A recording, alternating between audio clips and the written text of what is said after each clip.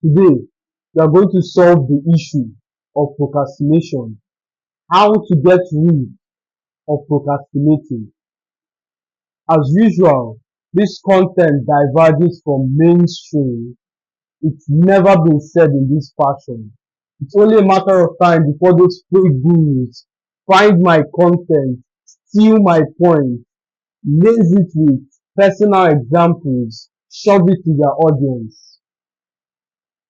I'm not even bothered because one thing about teachings is you can't copy it. You can duplicate a Mona Lisa, but you can't copy it. No matter how you try to get around it, its originality would stand out. And you, my intelligent audience, I refuse to believe you're stupid enough to not identify where your teaching comes from. That's why when this fake alpha male, when this fake alpha male copy the original alpha male, everybody sustains the idea of where they're stealing content from. But that's beyond the discourse of tonight's teaching. We are fixated on how to solve procrastination. The first thing you need to understand is you do not solve the problem by solving the problem. You solve the problem by providing solution for the cause of the problem. I'll say it again. You do not solve the problem by solving the problem. You solve the problem by providing solution for the cause of the problem. I know this is a unique approach. This is a very unconventional way to think, but be patient. If you look at your life, look at where you are, your current situation, instead of trying to solve the problem, like going out to get the latest hot stock or some meme coin or trying to learn forex, trying to do every single thing in your power to alleviate that situation. Firstly, admire your commitment. It shows you are ready to do every single thing in your power to get from point A to point B. However, identifying the cause of the problem while you are there solves the problem automatically. Most of you have tried to take on ventures, have tried to solve problems by locking horns. For instance, you procrastinate instead of trying to find the cause of the procrastination. You listen to motivational videos, you get excited about the quest, and when it comes time to take action, guess what happens? The two shirts in the laundry basket is suddenly due. The dish you never use is now worthy to wash. The grocery store that can be delegated is alluring all of a sudden and nobody knows what XYZ oats is. You have to be there to pick it out specifically, and engaging in all of those unnecessary activities is only a matter of time before the day runs out. All you're doing is creating a legal platform to procrastinate without feeling guilty. Some of you even combine it with scriptures. I must walk the walk of my father while it is day, for the night cometh where no man walketh. You look out your window, it's night already, so I can't walk. My friend, there are only 15 Mondays left. I want you to assess your life, and if you're not where you said you would be at the end of this year, you need to find why you are here. Don't be comfortable with mediocrity and pamper it. If something is not working, take action. Hold it. Hold on to the steering wheel of your destiny and say to yourself, it's not over till it's over. It is possible for me to get to the next level of my life.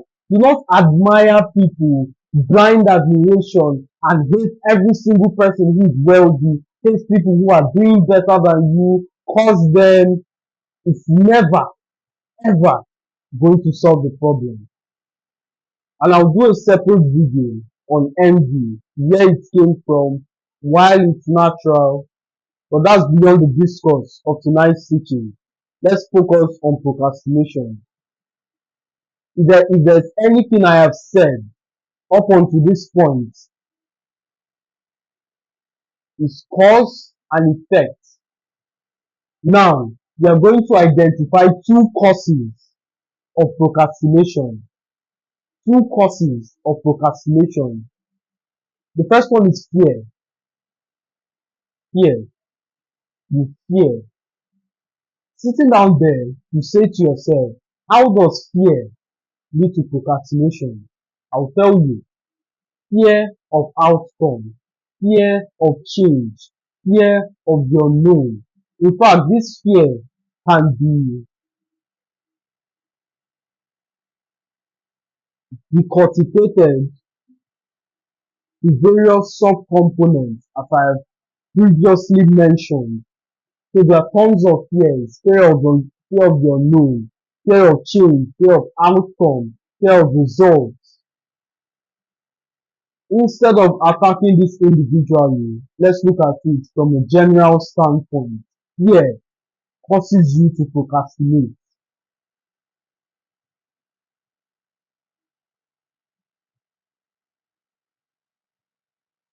Once you fear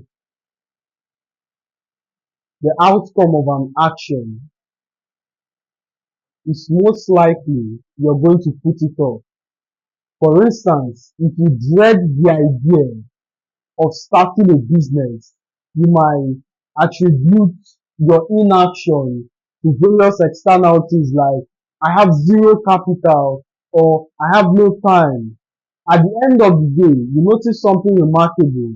As you begin to progress in life, those excuses are knocked out, either as a consequence of the availability of the once scarce resources or the testimony of someone else, that another individual who prevailed via worse circumstances and is successful. Your excuses are knocked off. So most people procrastinate as a consequence of fear.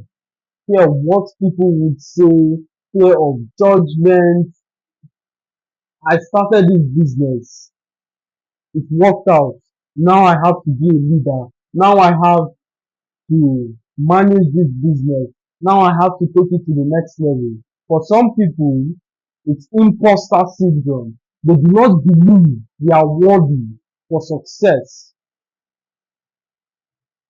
This fear is very basic, is understandable, and is self-explanatory. However, the emphasis of tonight's discourse lays in the second one. That is what I want every single one of you to pay attention to. Failure, failure, failure. Because of failure, most people procrastinate. Failure or the fear of failure or actual failure kills more dreams than never before, than any other thing outside failure.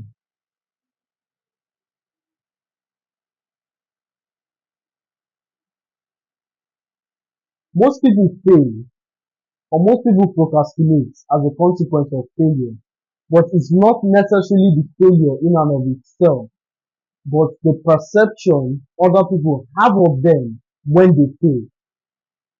I'll give you an example. You're in the midst of a video game, you fail, there's every tendency you would continue without a shadow of doubt. So on one hand, you continue. Extrapolate that scenario to your own life. You fail, you stop. Why is that the case? Because you have a judgment. You see failure as a person as opposed to an event. You tie your identity to the externality, which is wrong. And one of the destructive teachings online, especially on the aspect of confidence. Confidence needs feedback. So if you say to yourself, I'm good, I'm XYZ, once you're done chanting the affirmation and you go outside in the real world, get smacked in the face. It's like a reality check. Everything you say you are isn't come to fruition. So what most people do in that situation is to give up, is to give up, is to fail. It's completely understandable when you've made such pronouncements like, check me out, in the next 3 years, I will be a billionaire.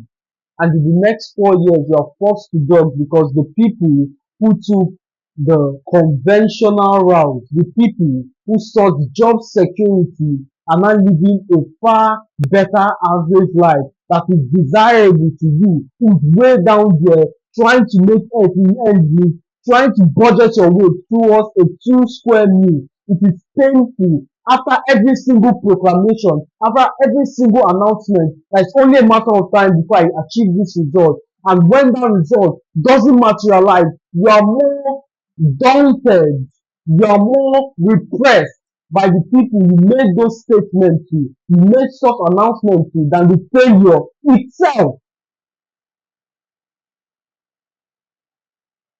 If I say to you, I will trust you into a land where nobody knows you, start this business. Your mindset goes from, I have to make sure I don't fail. What would they think of me when I fail? To how can I make this business work? Now you don't give a shit about what anybody thinks of you. Proving my statement, you don't care about failure. You care about people's perception when you fail. Does that make sense? Of course it does.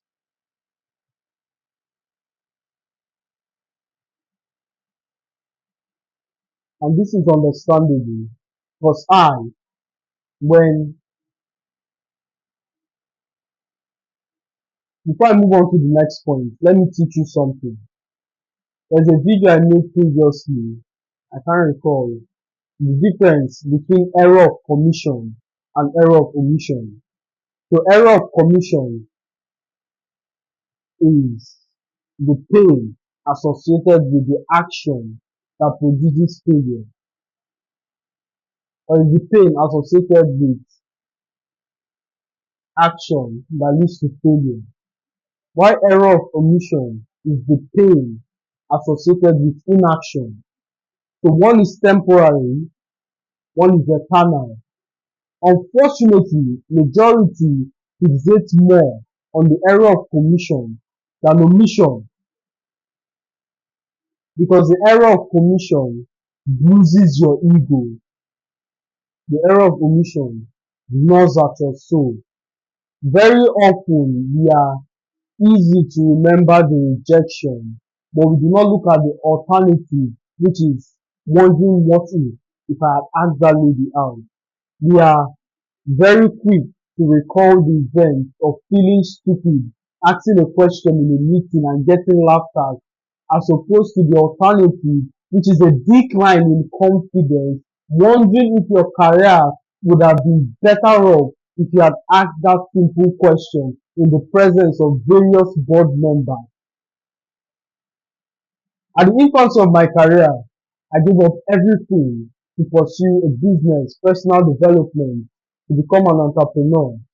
I remember risking my tuition fee as well as my rent to start a business. I've shared this story countless times. This was when I came across the concept of burning your bridges in order to take over the island. And guess what happened? The universe rewarded my effort and nothing happened. The landlord was about to throw me out of the house. I was in the middle of an implosion. And in that moment, I kept second guessing my decision. Was this all worth it? Was ignoring the parties, ignoring the women, ignoring every single thing that connotes to living it up 20s Was it worth it? The lowest to me, look at the alternative, not taking action, wallowing in regret. And in fact, there are lessons you learn along the way, which is imbued into your current and your daily lifestyle, of which alienates you from various problems. For instance, starting a business gives you a degree of maturity, it gives you an advantage of being a leader. So you see things from a very mature standpoint, and that maturity translates into your daily life, further gravitating towards or further bringing people who are like-minded towards your life. The way you handle situations. For instance, becoming a businessman, you have to be confident, you have to be articulate. There are various character traits developed in that setting, translated into your life, making things easier. If I walk up to a lady and I say hello, I never second guess myself, I never doubt, I never wonder if I would stutter. No, none of that. Whereas this is the struggle of the average man. So there are a lot of problems that are dealt with simultaneously trying to go to the next level.